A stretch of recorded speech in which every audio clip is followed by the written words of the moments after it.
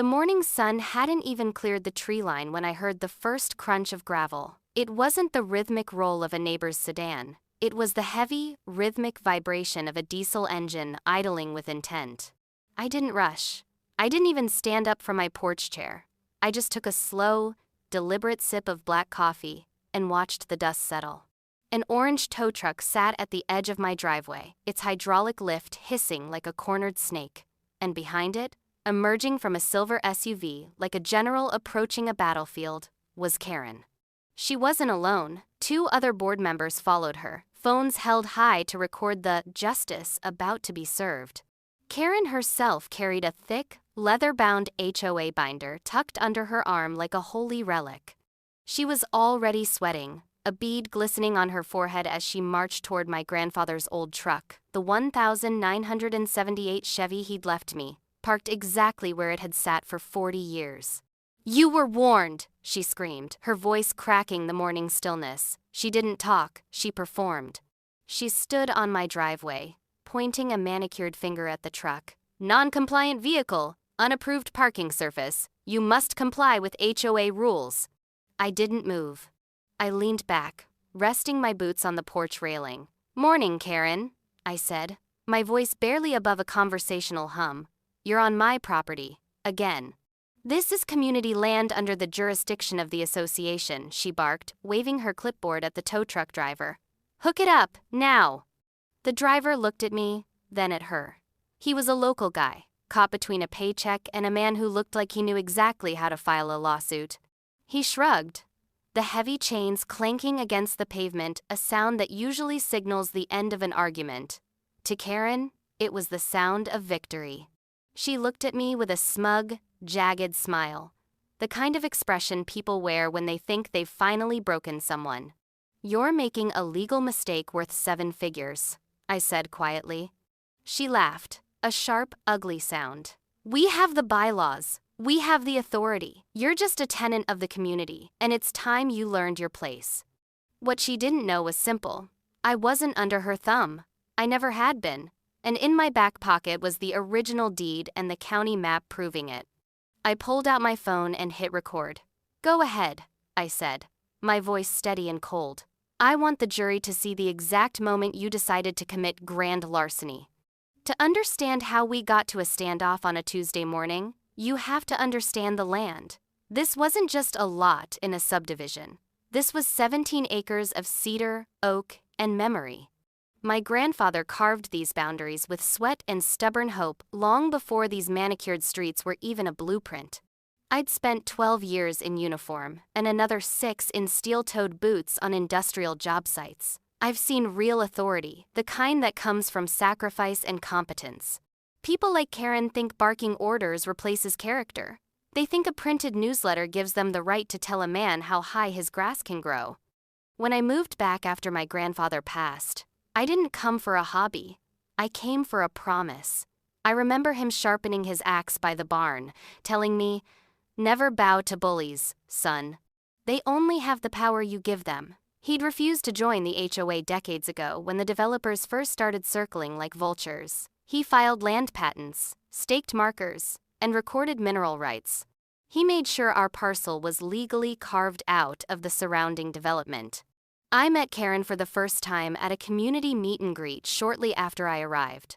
She gave me that tight-lipped handshake, her eyes scanning my clothes and my calloused hands like I was a stain she needed to scrub off her pavement.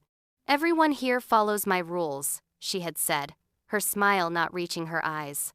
I just nodded, not because I agreed, but because I knew a truth she hadn't discovered yet. Control only works on people who are willing to surrender. The harassment started small, a friendly reminder tucked into my gate about my fence height. Then came the violation notices, bright yellow slips taped to my mailbox like warning tags on a carcass. Unapproved fencing, unauthorized vehicle, community standard violation. I watched them multiply through my front window. I didn't respond. I didn't call the office. I simply gathered them and tossed them into the burn barrel. I watched the ink curl and blacken in the flames, breathing in the scent of wood smoke and desperation. Then came the social isolation, the neighborhood dog walk crew would stop whispering the moment I stepped onto my porch. I'd see them through the trees, huddled together, glancing at my barn as if it were a monument to anarchy. Fear is contagious, but so is gossip. Karen had weaponized the neighborhood Facebook group, posting blurred photos of my pasture with captions like, "Certain individuals believe they are above the law. We are taking steps to restore our standards." One evening, a neighbor I'd known since I was a kid, a man who used to bale hay with my grandfather, stopped his jog at my fence line. He wouldn't look me in the eye. "Just sign the papers, kid," he muttered, staring at his shoes. "She's making life miserable for everyone until you do. She's talking about special assessments to cover the legal fees of dealing with you. She's taxing you for her own obsession, Bill," I replied. "And you're letting her." He just shook his head and ran off. It was a classic regime tactic. Isolate the target, label them a threat to the collective, and wait for the pressure to break them. But they were trying to pressure a man who had spent months in a foxhole. A few dirty looks at the mailbox weren't going to do it. The escalation hit its peak when I received a notice of lien. Karen had actually convinced the board to file a fraudulent lien against my property for unpaid fines, totaling $12,000. I didn't get angry. I got strategic. I spent the next 3 days at the county records office. I spoke with the surveyors general. I sat down with an old friend who specialized in land use litigation. We looked at the plats. We looked at the 1984 annexation agreement. "She's cooked," my lawyer friend said, sliding a document across the desk. "Not only is your land exempt, but the road she's using to access your driveway? It's a private easement owned by your estate. Technically, every time an HOA patrol car drives past your gate, they're trespassing." I smiled. It was a small, dangerous smile. "Let's let her keep digging," I said. "I want her to feel like she's winning right up until the floor disappears." Which brings us back to the driveway. The tow truck driver had the hook around the Chevy's axle.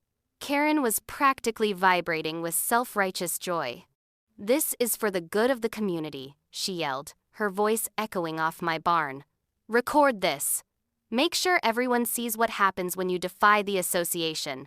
"I'm recording, Karen," I said, holding my phone steady. "I'm also on the phone with the county sheriff's dispatch. I've reported a robbery in progress and a trespassing violation."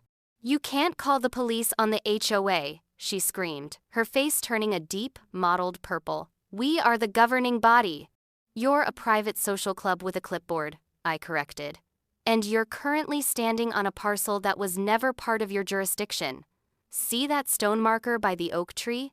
That's the Survey Point Alpha from 1972. Your kingdom ends 30 feet back. You're in my world now." Just then, 2 patrol cars crested the hill, their sirens silent but their lights flashing against the morning dew. Karen didn't look worried. She looked relieved. She actually ran toward the lead car as it pulled in. "Officer, thank goodness," she cried, pointing at me. "This man is interfering with a legal HOA abatement. He's been harassing the board for months." A deputy I'd known for years, Miller, stepped out of the car. He didn't look at Karen. He looked at me. "Morning, Elias. Problem?" "The usual, Miller," I said. "Attempted grand theft auto, trespassing, and I believe there's a fraudulent lien on file at the county. I have the original deed and the 1984 exemption certificates right here." I handed him a manila folder. The air seemed to go out of the driveway. Karen's smile didn't just fade, it disintegrated. She tried to grab the folder, but Miller stepped in front of her. "Ma'am, stay back," he said, his voice hard. He spent 5 minutes reading. The tow truck driver, sensing the shift in the wind, began unhooking the chains. "Hey, I didn't tell you to stop," Karen shrieked, her voice reaching a pitch that made the neighborhood dogs start barking. "I have the bylaws. Look at the binder." Miller finished the last page, closed the folder, and looked at Karen. "Ma'am, do you have a court order for this tow?" "I have the HOA board's authorization." "That's not what I asked," Miller said. "This property is listed as a pre-existing sovereign parcel. It's not in your HOA. It's never been in your HOA. You have no more right to tow this truck than I have to tow your SUV out of your own garage." The silence that followed was heavy. The two board members who had been filming lowered their phones. They looked at each other, then at the ground. They realized, all at once, that they weren't the heroes of a compliance video. They were the defendants in a lawsuit. "This is a mistake," Karen stammered, her confidence leaking out of her like water from a cracked vase. "The records. The map," we were told. "You were told what you wanted to hear because you wanted to play God," I said, stepping off the porch. I walked toward her, slow and steady. I didn't stop until I was inches from her face. I didn't yell. I didn't have to.